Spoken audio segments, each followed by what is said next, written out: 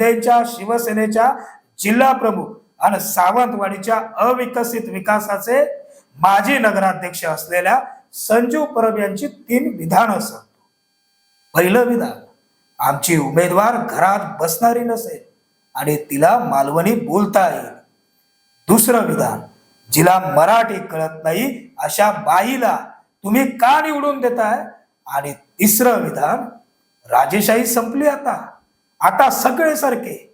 खरं तर ही तिन्ही विधानं तशी कोणीही बोलू शकतो, पण जाणून बुजून अपमान करण्यासारखं बोलणं आणि तेही राजघराण्यातील एका शालीन व्यक्तिमत्वाचा अपमान करण्यासाठी, म्हणजे हे सगळं एका गलिच्छ राजकारणाचा भाग आहे असा जर आरोप संजू परबांमुळे पूर्ण सावंतवाडीच्या शिवसेनेवर होत असेल तर त्याला काय उत्तर देणार आहात.